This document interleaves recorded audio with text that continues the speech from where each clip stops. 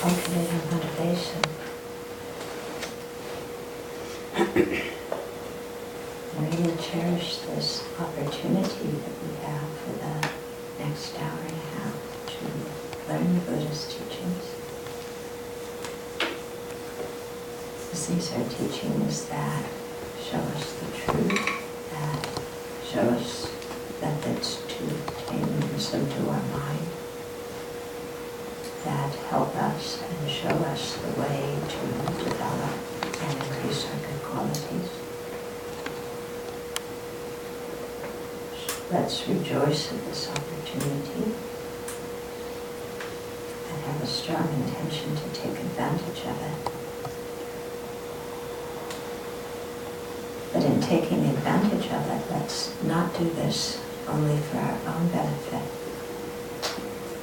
but really feeling ourselves as one part of the entire interwoven net of sentient life. Let's do this with the motivation of repaying the kindness of others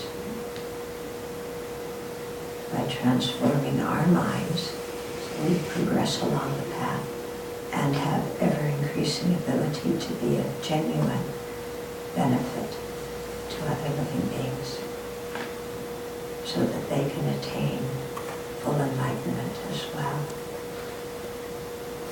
Just make that our long-term motivation for sharing the Dharma this weekend and especially this morning.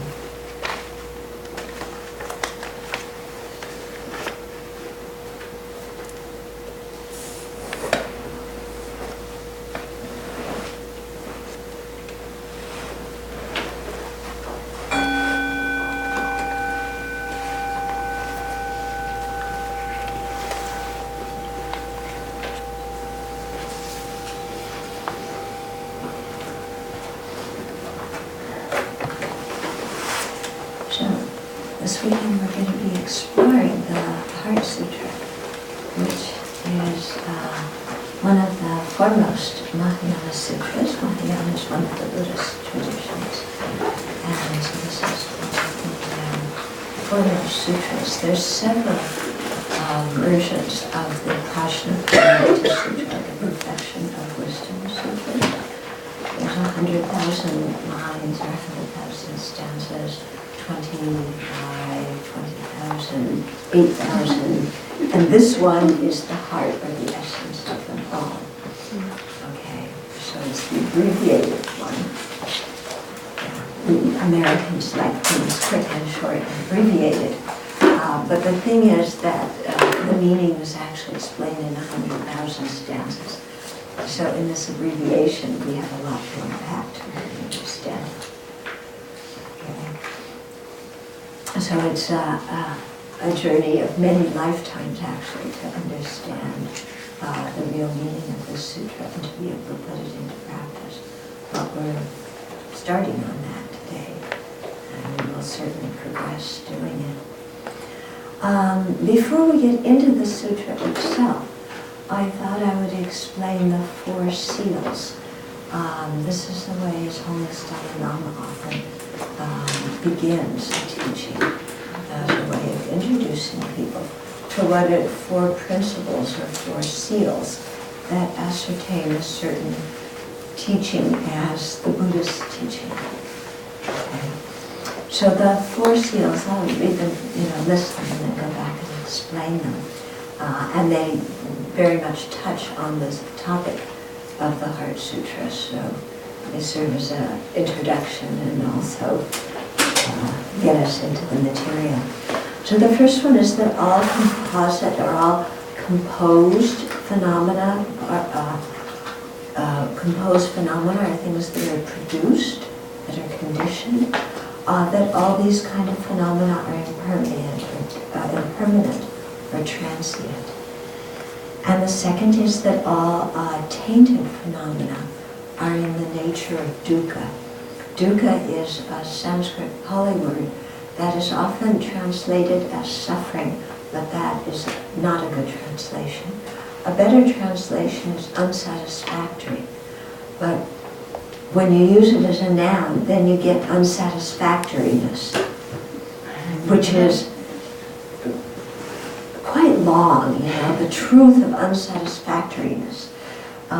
So I just prefer to say dukkha, and hope that people remember that that's what we're talking about. Okay. Your first Sanskrit word, well, actually, Buddha, Dharma, Sangha, so that's better. Okay, then the third is that all phenomena lack a self, lack a substantial essence of some sort. And then the fourth is that nirvana is peace. So we'll go through these four seals because they really, outline the philosophical stance of the Buddha Dharma. But within them, there's also a variety of viewpoints. In other words, not everybody who is a Buddhist has the same exact take on the nature of reality and so forth. And there was a lot of debate about this in ancient times, and there continues to be debate about it now. And in fact, the debate is part of the creative energy in the Buddha Dharma, because we're really taught to think and explore, not to just learn something and say, yes, it's true, and accept it and stuff down our questions. Okay? So when we look at the first of the four seals, all composite phenomena are impermanent. So like I said, composite phenomena are those that are produced, those that are composed or compounded, those that are conditioned. So if something is produced, it's clearly produced by causes, isn't it? Things don't get produced out of nowhere. Now, some people might say that things arise without causes, but that becomes a little bit problematic, because when it comes to just our daily life, we have this awareness of cause and effect that is operating all the time in our daily life, because we're always doing certain things to get certain effects. So, you cook lunch so that you can eat. You go to work so that you can buy the food. You smile at people so that you can have friends.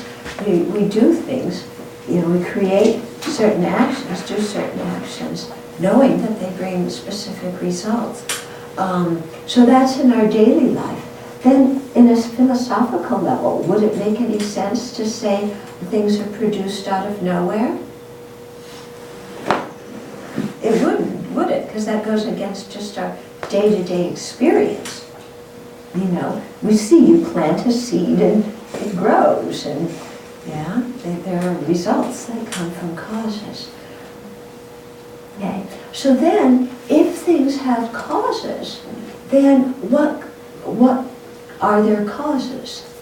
Okay. Now, you have some philosophical traditions that say that there's an absolute permanent cause.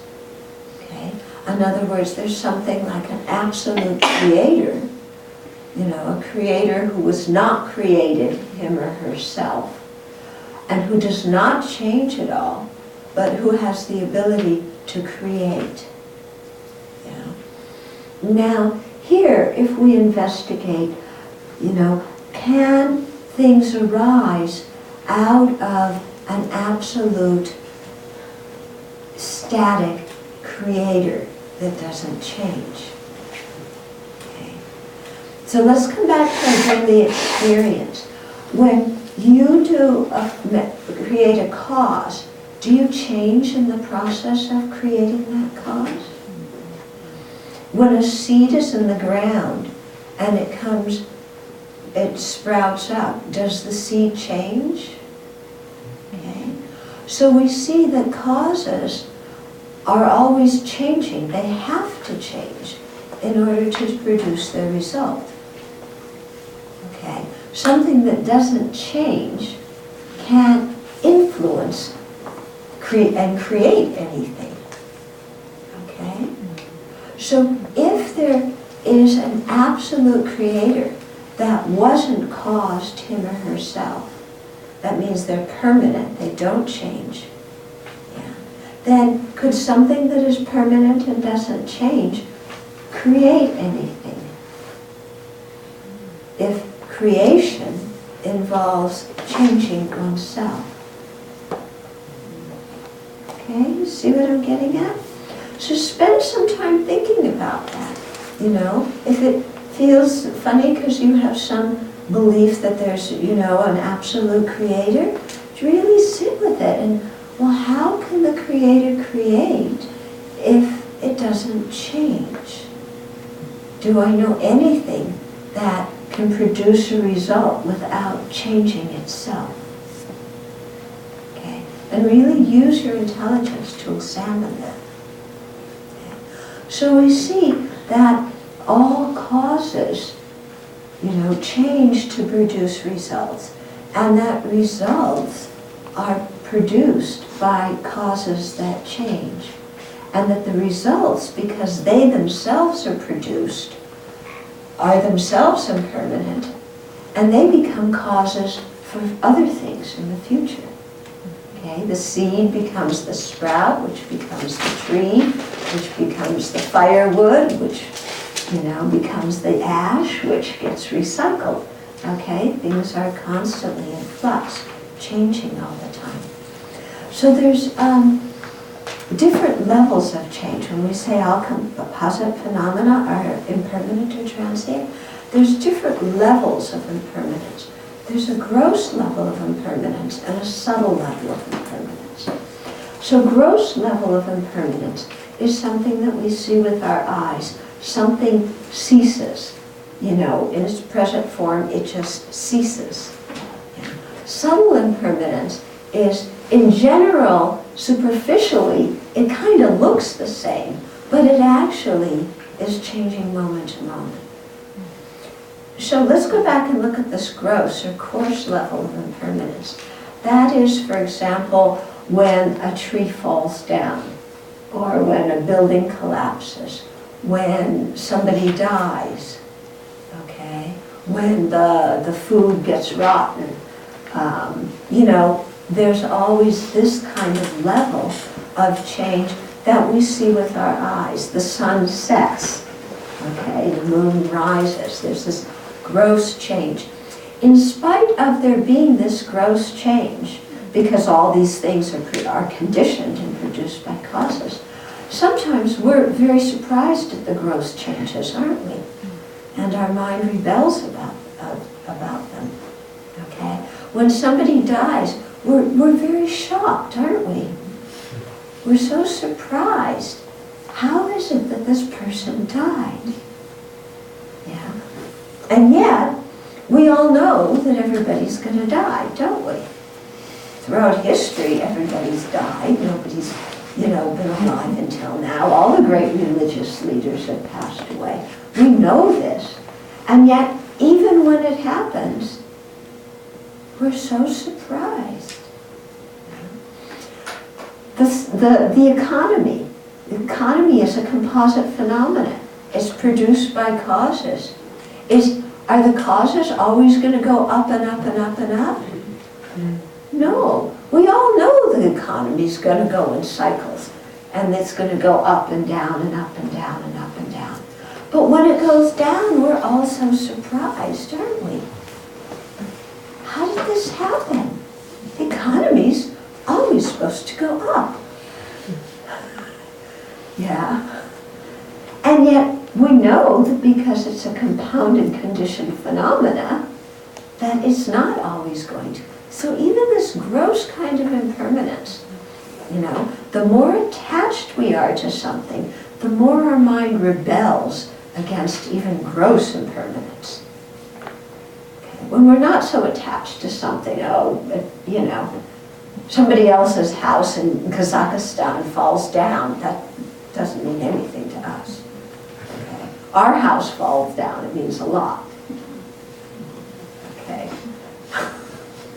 Just because of what you happen to label I or mine, isn't it? Mm-hmm. Yeah. So all these composite phenomena, there's the gross impermanence, then there's the subtle impermanence, which means that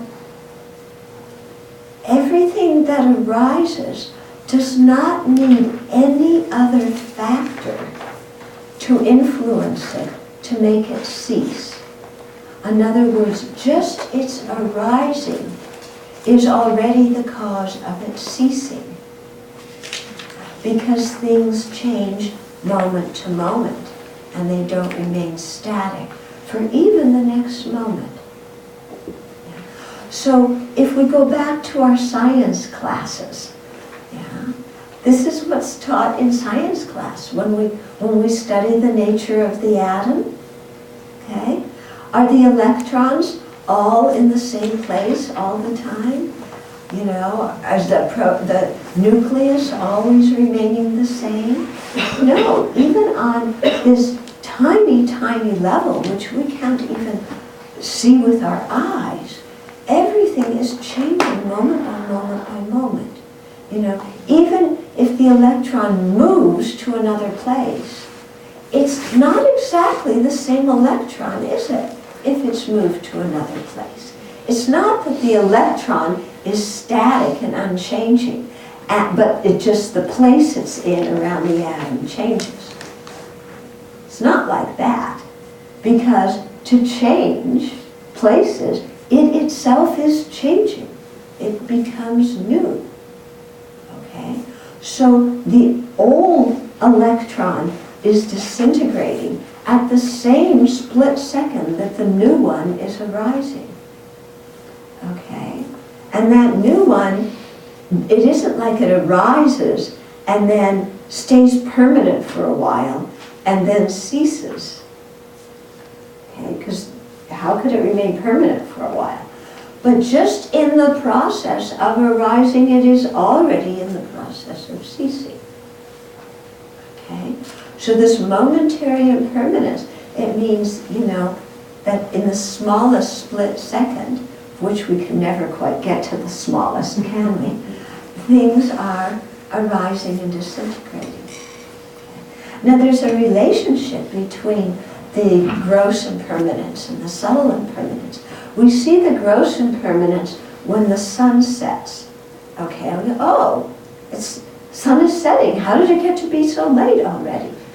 Okay, we're surprised, aren't we? Oh, I thought I had a few more hours to do something. Oh, the sun's setting already. Okay, but if we think about it, from the time the sun starts coming up over the horizon, from it to get from the east to the west, it's changing every split second, isn't it?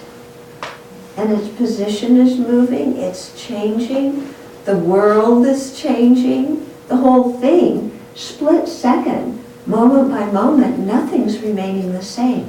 And so it's because you have this momentary impermanence that eventually you just come to one moment where there's the grand finale, okay, and the sun sets. So it's the same way in our life. You know, when a baby's born, we're all very happy. But actually, from the moment the baby's born, the baby is in the process of aging and getting closer to disintegration and death. Yeah? So, because the baby's changing moment by moment, and it's that moment-to-moment change that enables the baby to grow up and become a toddler and a teenager, and you know, it would be nice if you could skip that stage, and a young adult, and you know, and so on and so forth. So it's that momentary change that, you know, eventually leads to death. It's no surprise. But then death too, it isn't like after death nothing exists, because we can see that the body, okay, which is a result of the sperm and egg and food that we've eaten, at the time of death, you know, the body becomes a cause for what comes afterwards. So if the body is buried, then it gets recycled in nature. The worms have a good lunch.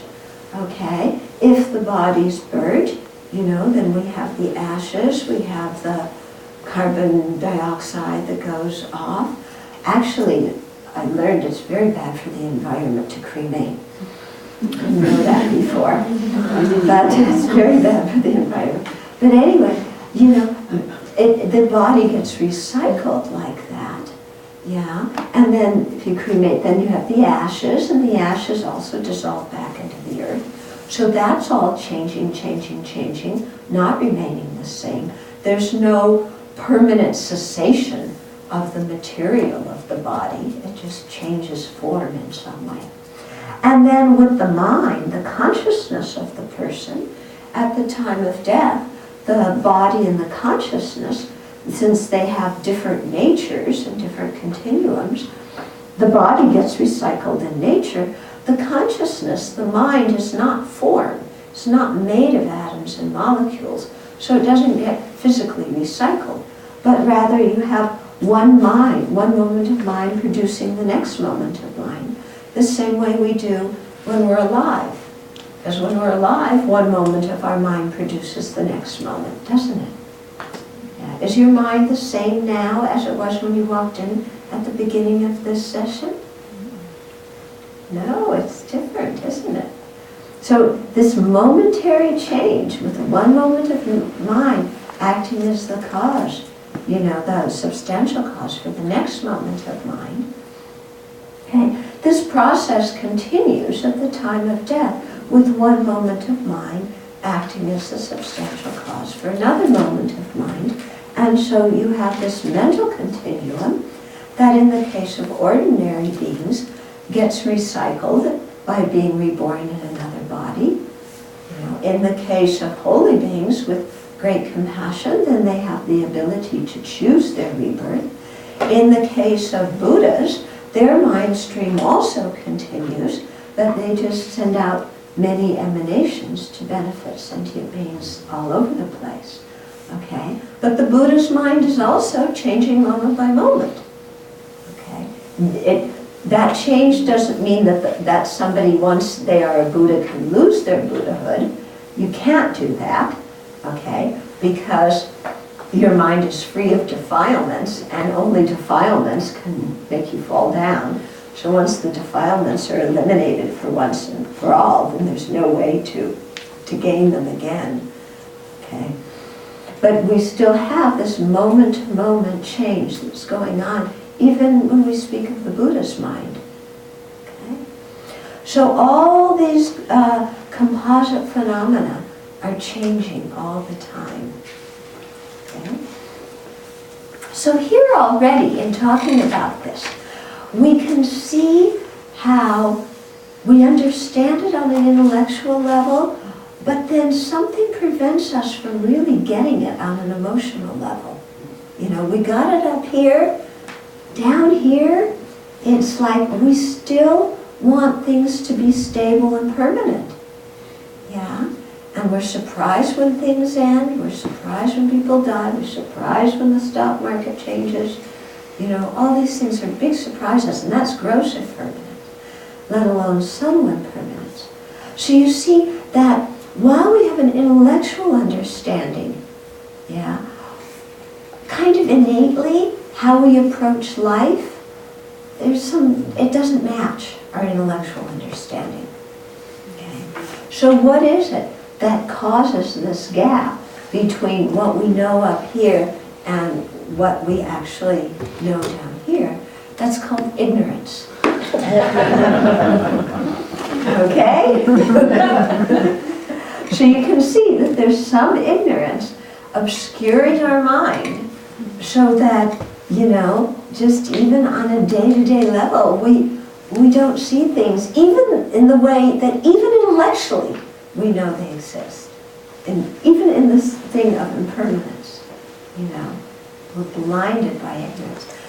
The more we familiarize ourselves with an understanding of ignorance, this understanding can be very, very helpful for us for calming our gross attachment. Okay? When we have a lot of gross attachment to things, and what I mean by attachment is a mind that is exaggerating the good qualities of someone or something, the projecting good qualities that aren't there, and then clinging, holding, I want, I need. You know those two mantras we say a lot? I want, I need, I've got to have, I can't live without. Yeah, we have a lot of mantras we say daily.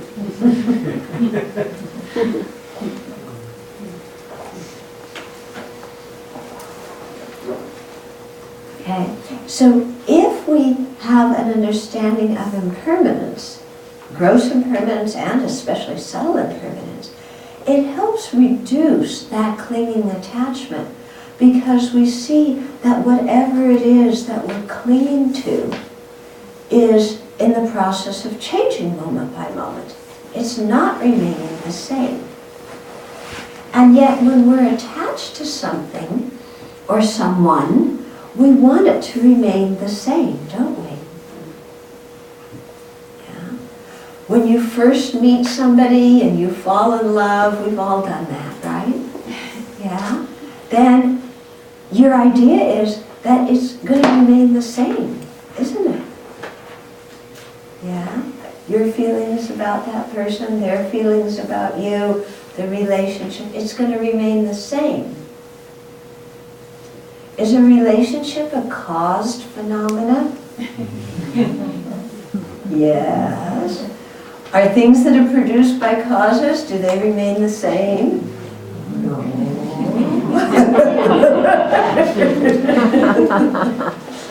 Is our mind a little bit out of touch with reality when we expect things to remain the same?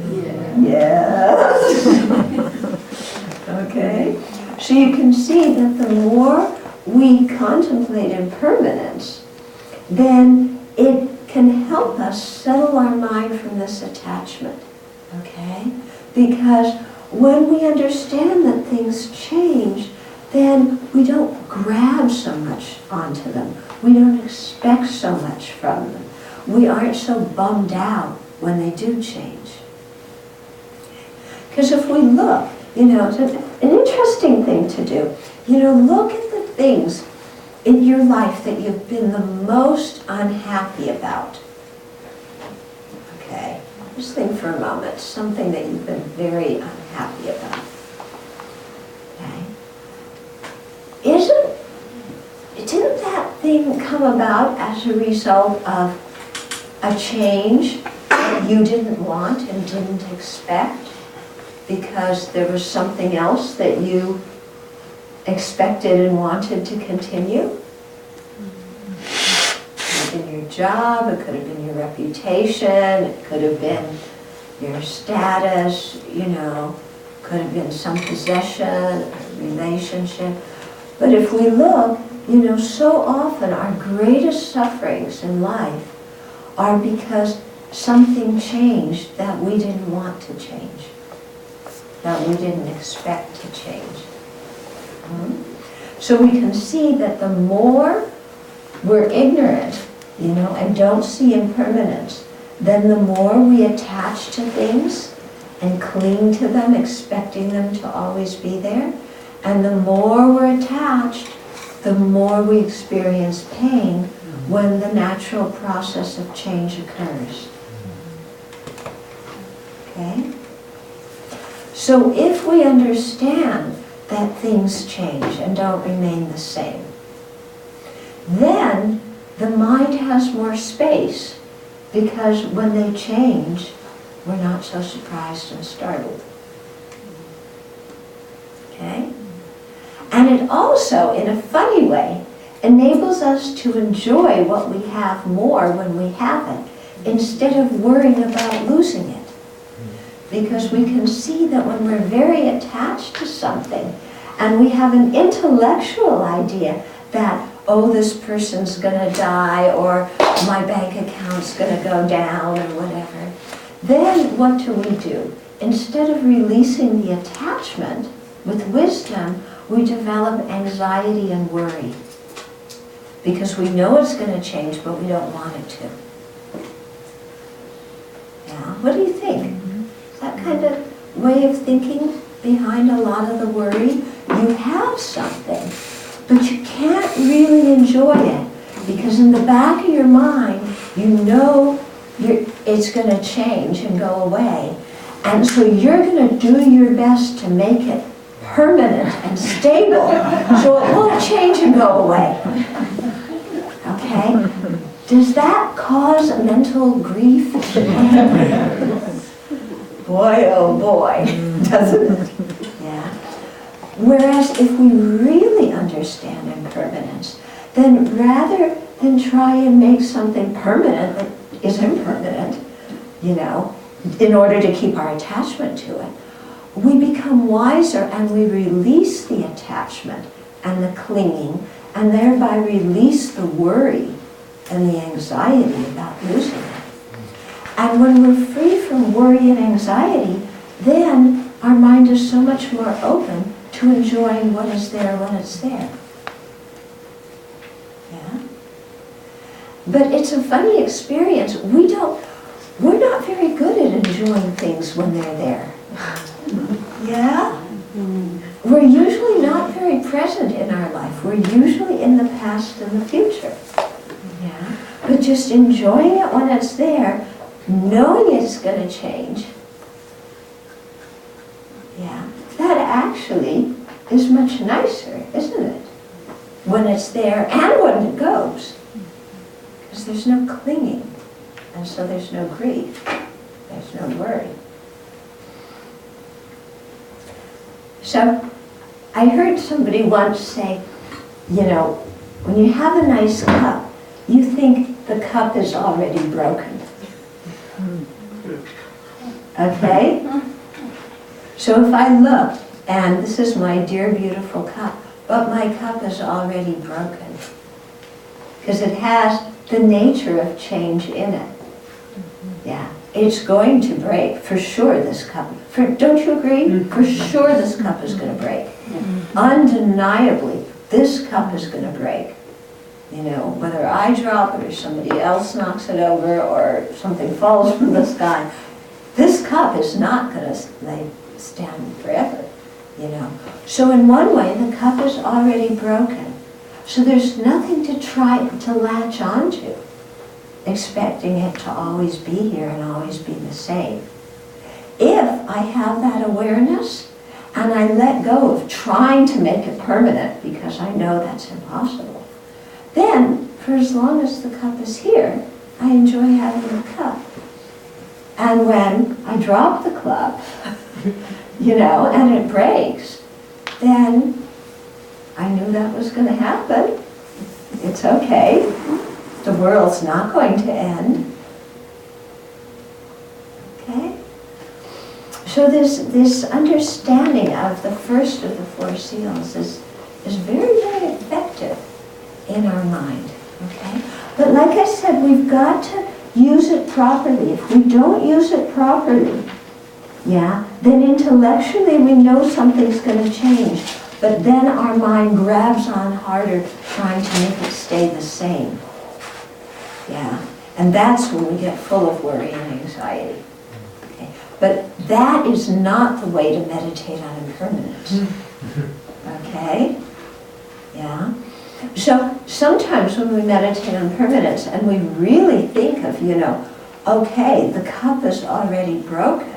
This thing is already over. This is not going to last forever. Even my life, you know, my life is already over. It's going to end at some time. It's impossible to keep it forever. Then if we really accept that, not just intellectual blah blah chatter, but really accept, okay, I'm going to die, then that's going to influence how we live in a very powerful way. Yeah? And it's going to influence how we make decisions and what decisions we make and what we consider important. Okay? So it's a very, very important meditation, this one on impermanence. And it actually was, in fact, the Buddha's first teaching when he turned the wheel of Dharma. Yeah. And it was his last teaching, which he demonstrated by leaving his body and dying himself. So it's a very important teaching.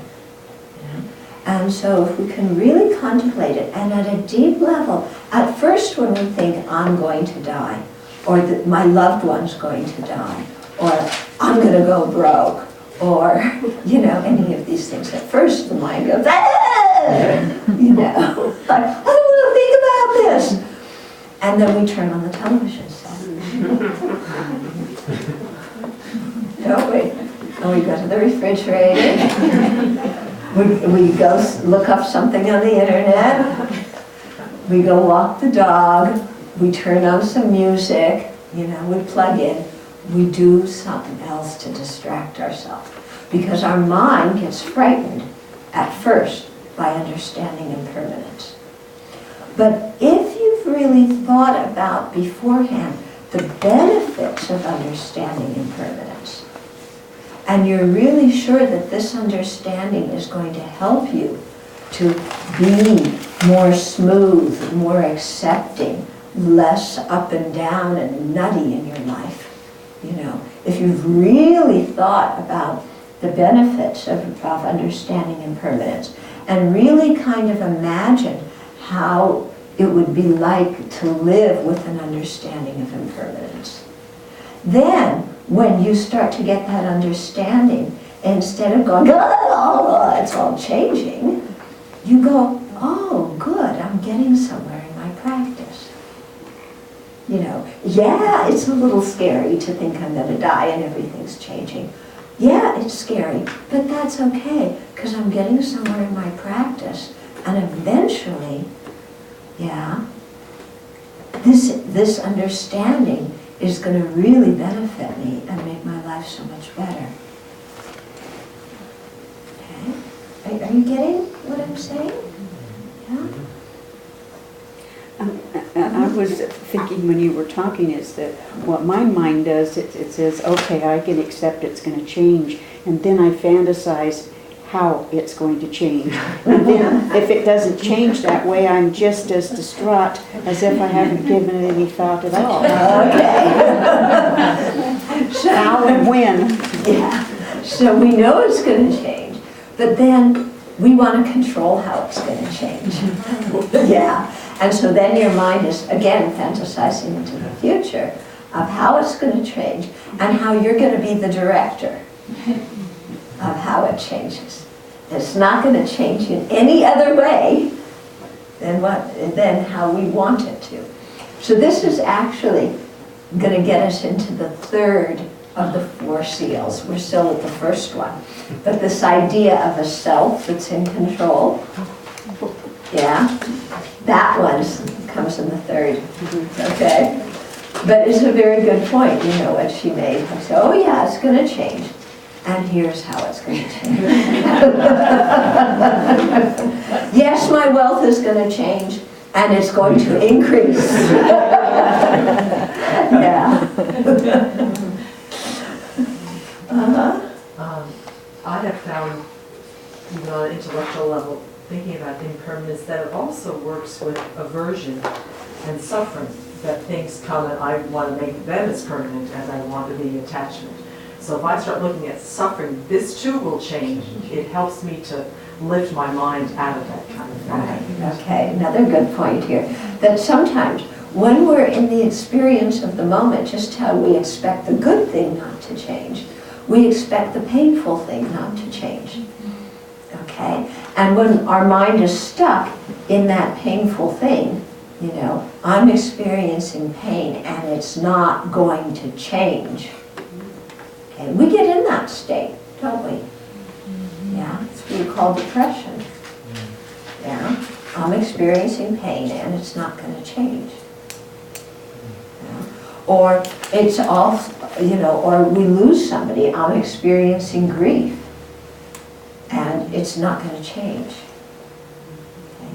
But that sensation too, yeah, are pain and grief cause phenomena? Are they permanent or impermanent? Impermanent. Impermanent. Okay, so when your body hurts, is it always going to hurt? No. When your mind's unhappy, is it always going to be unhappy? hesitated there. When my body hurts, it's always going to hurt. Yeah. This is a very interesting thing to examine in your meditation. When your body hurts, watch the pain in the body and see if it changes. Yeah. Watch if it stays exactly the same. Yeah. Does it kind of get stronger and weaker? Then it's changing, isn't it? Is it always in exactly the same area? Or does it go more to one area and then another one? Yeah. So watch the painful sensation and see if it's permanent or impermanent. One of my friends was meditating.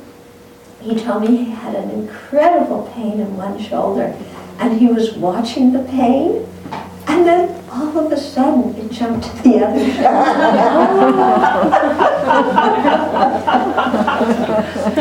You know, just how our minds create things. And so you can see this too with mental pain. When we're feeling really down, a lot of grief or depression or a bad mood or whatever, yeah, it's a cause phenomena. It's going to change. Watch that mental pain.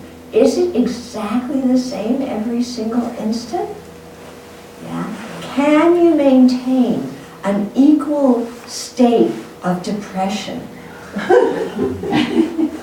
for half an hour without it changing at all? It actually becomes hard, you know, if you say, I'm going to have the, you know, this depression or this mental pain, this grief, this sorrow is going to be the same and it's not going to change. Yeah. Can you make it like that? No. Yeah. And we find that even when we're feeling down, there are moments when our mind is thinking about other things or seeing other things, and we have a totally different experience. Yeah. Okay. So it's very interesting to really watch this experience of ours and see, you know, not only does the pleasant feeling change, but the painful feeling does too. And so, like Venerable Semke said, and she just got out of 9 days in the hospital, your pain changes. It doesn't remain constant, you know. And so that's something she practiced very much when she was sick. Yeah. And just, you know, it's not going to be the same. And so even, you know, when we're sick or feeling down, just even having that intellectual awareness can be very helpful for us. You know, how I'm feeling is not going to remain the same. It's a cause phenomena. All you do is tweak a cause a little bit and the whole thing changes. Yeah. You could be very down and you look at one of these flowers. After the moment you're looking at the flower, has your mind changed? It's changed, hasn't it? Yeah. Or you visualize the Buddha, or you develop an instant of loving kindness, or whatever, you know. So you can see that you know, we can understand that when we get ourselves into this framework of whatever I'm feeling is not going to change, that we're really not in sync with reality, are we? It's another form of our ignorance. Okay. Then another thing to say about causality, you know, first of all, because we were talking about how things that change must have causes, so therefore there's no chaos, okay, randomness. Then that the causes themselves must change to produce the result, so that leaves aside permanent causes. Then another thing about causes is for something to be a cause of something else, it has to have the potential or the ability to produce that thing. In other words, not everything can produce anything else, And not anything can be produced by any cause. Okay? That there's a correspondence between the cause and the effect. Yeah. When you plant daisy seeds, you get daisies. You don't get tulips. Okay? So the daisy seed is a cause, it's impermanent, it's changing, but that doesn't mean it has the ability to grow a tulip. Okay?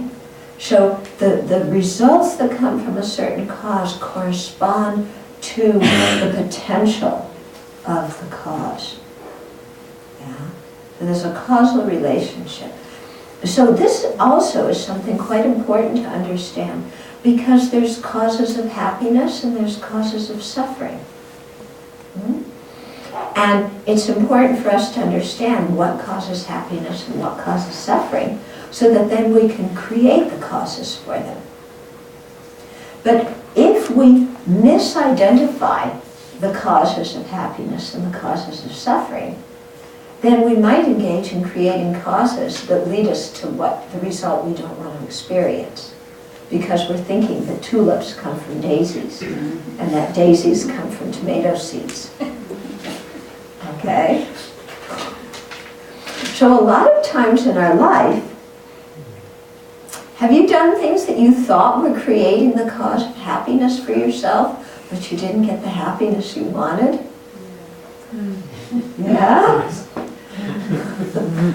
Okay? So somehow we didn't understand at those times exactly what the cause of happiness was. Okay? So a lot of the causes, well actually, when we talk about causality, there's what we call the substantial cause, the actual thing that becomes the next moment of the other thing. So the seed is the substantial cause for the sprout. But then there's the cooperative conditions. Yeah, the seed doesn't grow into the sprout until it's springtime and it's warm enough, until there's water, until there's fertilizer. So there's certain cooperative conditions that are necessary for that seed to grow into the daisy. If you lack the substantial cause, the seed, you're not going to get a daisy. If you have the substantial cause, but you lack even one of the cooperative conditions, you're not going to get a daisy at that particular moment, are you? You're going to have to wait until another time when all the cooperative conditions come together before you get that daisy. So it's the same thing in our life. Many times we create causes which we think will be the cause of happiness, but we experience suffering instead. So a few different things could be going on here. First of all, maybe what we think is the cause of happiness isn't, and it's the cause of suffering. Or second of all, maybe what we're doing is a cooperative cause for happiness, but it's not the principal cause for happiness.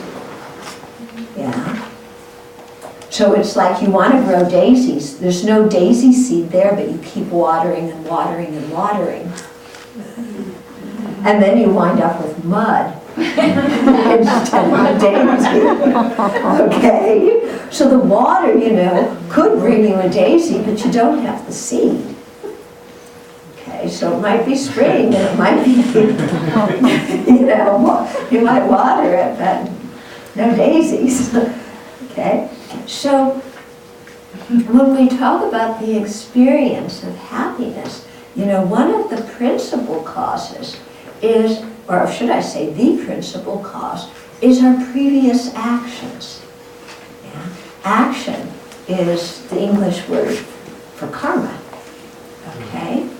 So our previous actions are the principal causes for the feelings of pleasure, pain, and neutrality, or for the feelings of happiness, suffering, and equal feeling. Yeah. So it's the same way of saying the same thing. It doesn't matter whether you say pleasure or happiness or pain or suffering. It means the same thing. Okay? So we have, we may be busy gathering the external conditions to get a result. We haven't created the principal one yet. Okay? So that's why understanding karma is really important, because if we understand karma, then we can focus very much on gaining, creating the principal conditions for what we want to experience. And then, the cooperative conditions kind of come along, or we can influence them sometimes too, yeah. But again, not always. Sometimes we may have the principal cause, the karma, but the cooperative condition isn't there. Okay? So, causality is a complex thing, but there always has to be a correspondence between the cause and the result. Okay? Hold on. So in terms of our, the ethical, there is an ethical dimension to our actions. And the Buddha described this. He didn't create it. He only described it. Okay? When he saw sentient beings experiencing happiness, he looked at the principal causes of that happiness, and he called that virtuous karma. Okay? When he saw sentient beings experiencing suffering, he looked at the principal cause of that and called it non-virtuous or destructive or negative karma, okay? Or unwholesome karma. There's many ways to translate it. Okay? So there's a correspondence between what we do and what we experience, and between what we experience and what we did in the past. And this functioning of causality spans from one lifetime to the next. So what we experience this lifetime, not all the causes were created in this lifetime. Many of them were created in the previous lifetime. Similarly, many of the causes we create in this lifetime are not going to ripen in this lifetime, they'll ripen in future lifetimes. Okay? So this means we have to expand our understanding of causality and see that the result doesn't necessarily follow immediately after the cause. Okay? When you go to school, okay, let's say you're going to school so that you can get your degree so that you can earn some money. Yeah? So you're going to school. After you pass each exam in each course, do you earn some money? No. Okay? So you're creating the cause, but you're not getting the result immediately, are you? Yeah. But you're taking that course, then you take the next course, then you take the next course. Because eventually you're going to get enough courses, you'll get enough knowledge, you'll get that piece of paper, and then, if you go out and look for the job, you'll get the money. Okay? So you're content to do one course at a time, or 3 or 4 courses, depending on how heavy your load is. You're content to create that principal cause of gaining the knowledge, so because later you'll get the result, and you're content, even though the result doesn't happen immediately. Okay? So it's the same way. We may do constructive actions or destructive actions now, but the result doesn't follow immediately. Okay? It's like planting the seed. In the autumn, you get all the daisy seeds, but the daisies don't grow in the autumn. You have to wait until springtime. So we may create some causes in this life, but those causes don't bear their results until a future lifetime. Okay?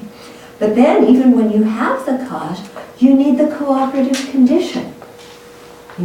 There's the old joke about, it's a Christian joke, we changed it into Buddhist. Of people praying to the Buddha, Buddha, Buddha, Buddha, please, can I win the lottery? And the guy prays and prays and prays, and he still doesn't win the lottery. And finally he says, Buddha, why haven't I won the lottery? And Buddha says, buy a ticket. Okay? So the guy may have the karma to win the lottery, but if he doesn't have the cooperative condition of getting the ticket, he's not going to win the lottery. Okay? So it's the same thing in our life. You know, we create the principal cause, but sometimes the cooperative conditions aren't there yet. So when we are intent on practicing virtue and making our mind virtuous, we want to create as many of the principal causes as we can, knowing that the cooperative conditions will come later, and that we may need, like taking many courses to get your degree, you may need a whole compilation of many, many virtuous actions in order to get a specific good result that you want. Okay? But you're patient and you're happy just in creating those causes for the result. Okay? In the same way, we may create destructive karma, you know, and do harmful actions. But it may not ripen immediately because the external causes aren't there, the cooperative conditions aren't there. So that gives us the opportunity to purify the karma. So that's why it's really important to do purification practices, like prostrations to the 35 Buddhas, Vajrasattva, and so on. Because when you do purification, you are injecting another cause in there, okay, that is counteracting your principal cause. Yeah, or that is preventing the cooperative conditions from coming there to make that principal cause ripen. So that's the importance of you know, doing purification. Okay, so, gee, I was going to get through all 4 of these in the first session. We got through 1. We're doing good. Now we should rejoice at what we've done. Okay. You had a question? I just thought you misspoke or something, but you did clearly. Uh-huh. I've been doing a lot of thinking about family and cause and effect. And I find that I get really confused as far as who has caused what. Sometimes it looks like, say, as a mother, I've caused my children some grief from my immediate action, but they had to have some kind of cause to be there in the first place. But it just gets to be really confusing.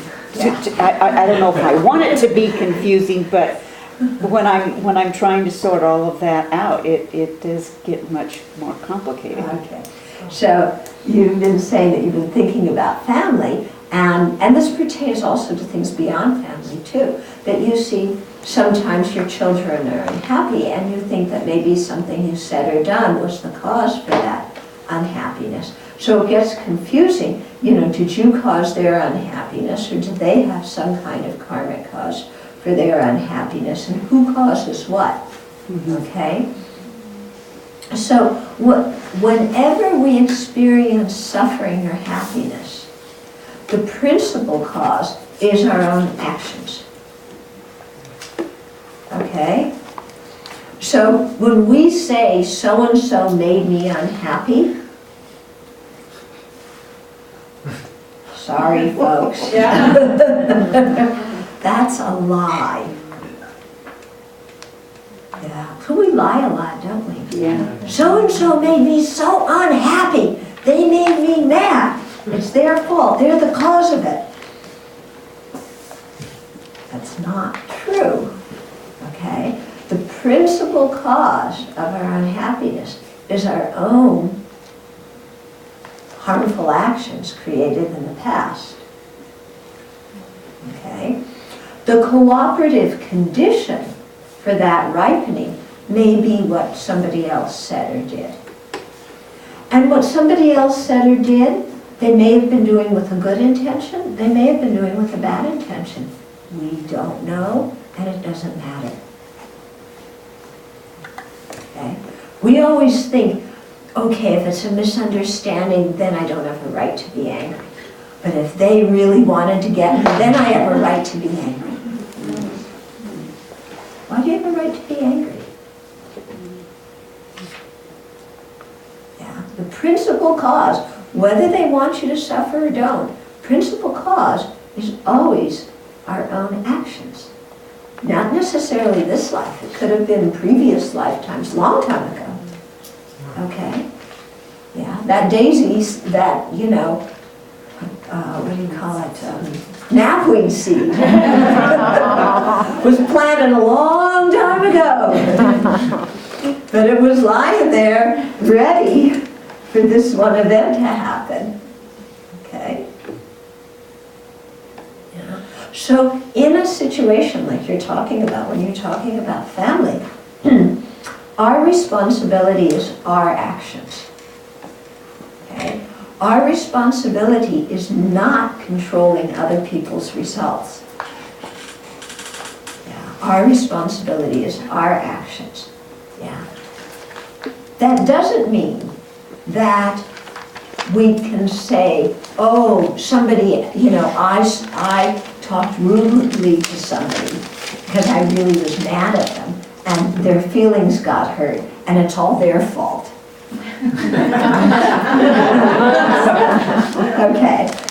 Now I'm a Buddhist and I see that actually, you know, I was just the cooperative condition. It was their own negative karma. Yeah? Why their feelings got hurt when I said these words, so it doesn't matter, I said it, you know. There, see, it's your own negative karma. I told you so. Yeah. That's not true. Because we're responsible for our actions. If we do something for a harmful result, we're the one planting the negative karmic seed, the destructive karmic seed in our own mind stream. Okay? So actually, when we harm somebody else, who's deriving the most harm from it? We are. Okay? So, you know, in that kind of family thing, if we said something with a compassionate motivation that we knew the other person wasn't going to like to hear, but we knew that they had to hear so that they could think about it and grow, yeah, even if they experienced pain, we didn't, you know, act with a bad motivation. We didn't create negative karma. But if we had the intention, you know, to hurt their feelings, and or we knew that what we were going to say, you know, kind of, now's my chance to, you know, get back, and it looks like I'm offering advice, but, you know, yeah. So it's something, we even construe it like, oh, I'm being compassionate, but actually our motivation is I want to get you. That's still negative karma. Okay, so we have to accept that responsibility for our own actions. But if we acted with a good motivation and with an attempt to help somebody else, and they experience suffering because they've misunderstood or because they're very, very sensitive about something, you know, there's not much we can do. Yeah? And just accept that situation, that happened that way. You know, I did not have the intention, I didn't create anything unwholesome through my actions. My intention was not to do that. Yeah. The person's suffering. If, you know, if there's a way in which I can help them, then I'll help them. Sometimes I'm not the person who can help them. Yeah. Have you ever been in situations where somebody's suffering and you love that person dearly and want them not to suffer, but you know you're not the person who can help them? Okay? And so then you just accept I'm not the person who can help them, and maybe I can help somebody who, you know, can help them, meet them, or get them together or something. Yeah? Okay? Mm-hmm. So is it possible that somebody who has a very kind of miserable, depressed life, you know, maybe mentally ill for many years and so forth, even though in their current lifetime they haven't done anything wrong, anything bad, no bad karma, it might be totally the result of bad karma in previous lives that they cannot, in their current lifetime, purify? Yeah. So the question is, if somebody, you know, has kind of a fairly continuous depressed state throughout this lifetime, you know, is that a result of this life's karma or previous life's karma? Because you look in this life, you know, they haven't done anything extremely negative at all. yes, then that could definitely be a result of previous life karma. Okay? And then how you react to the suffering in this life is creating more karma.